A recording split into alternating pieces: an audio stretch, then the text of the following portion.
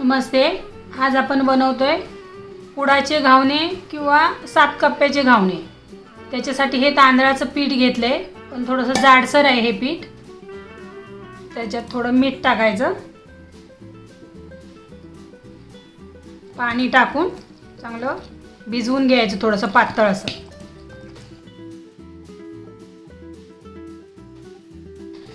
अंदाज घेत घेत घेत पाणी टाकायचं, एकदम नाही पाणी टाकायचं.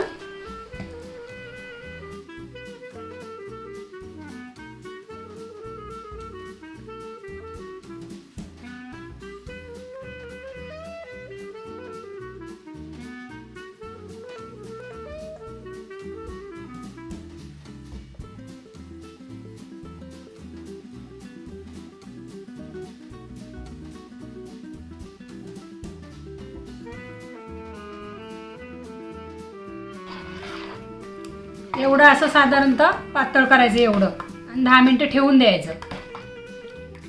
आता आपण कढई तापत ठेवले, तूप टाकते थोडा 1 चमचा.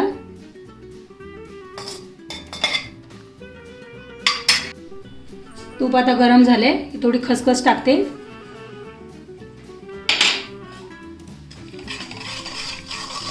थोडीशी लाल होऊन द्यायची खसखस. आणि हे एक नारळ घेतलाय, एक अख्खा मोठा नारळ घेतलाय किसून, ओला नारळ तुपामध्ये टाकते. आता हे खोबरं टाकून घेतलंय. आता ही वेलची पावडर आणि जायफळ पावडर टाकते. थोडं परतते.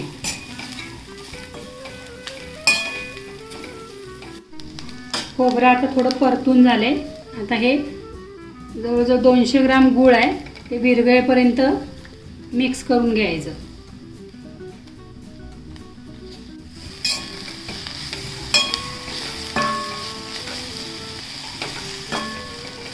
गूळ ते तुमच्या अंदाजाने टाका, एकदम गूळ टाकू नका. मी 200 ग्राम सांगितले म्हणून. तुमचं जसं खोबरं असेल, जसं नारळ असेल तसं गूळ टाका. गूळ आता मिक्स करून घेतलाय खोबऱ्यामध्ये. आता हे काढते आणि थंड करून घेते थोडंसं. पॅन आता गरम झालाय. आता तूप टाकते थोडंसं.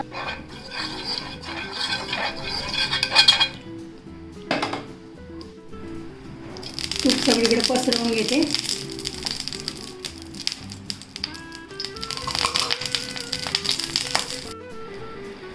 जेव्हा आपण घावना टाकतो तेव्हा पीठ प्रत्येक वेळेस असं हलवून घ्यायचं, नाही तर पीठ जड असं तांदळाचं, ते एकदम तळाशी जाऊन बसतं खाली. प्रत्येक वेळेस असं हलवून घ्यायचं.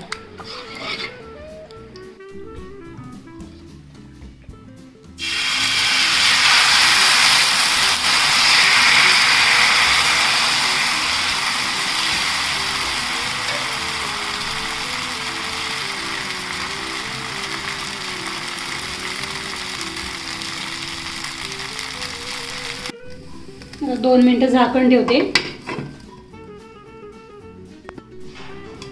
झाकण काढते.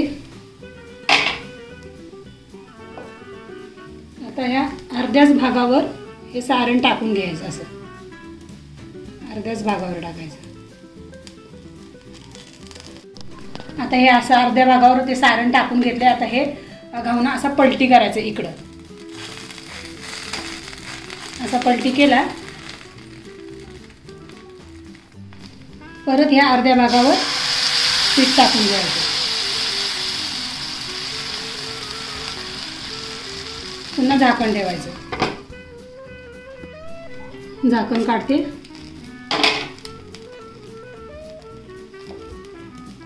परत या साईडला परत हे सारण टाकायचं अर्ध्या भागावर. आता या साईडचं परत या साईडला घ्यायचं लागून, परत या साईडला टाकायचं.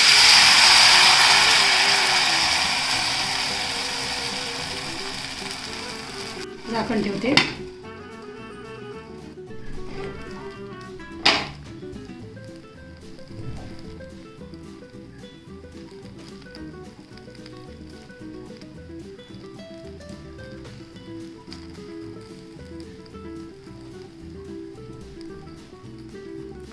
परत या साईडचं परत या साईडला करायचं.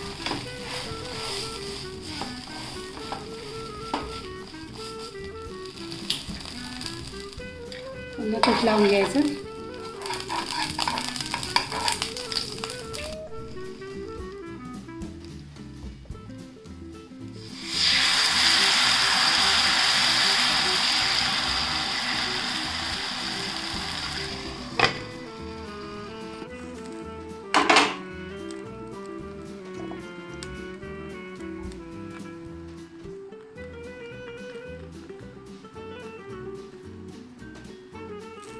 पुन्हा इकडं करायचं.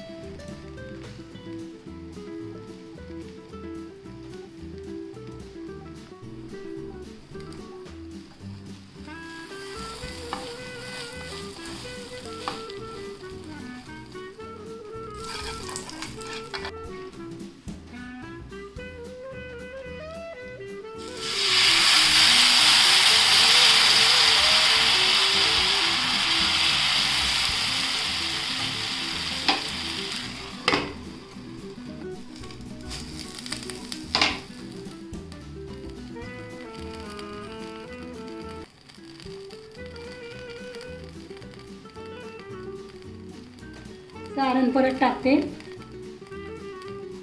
आता हे शेवटचं आहे. आता हे परत पलटी करून घेते.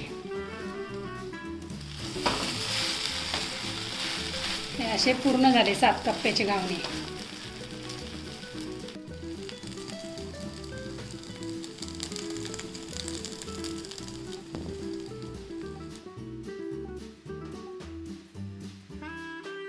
आता हे आपलं 7 कप्प्याचं घावणं काढून घेतलं आहे.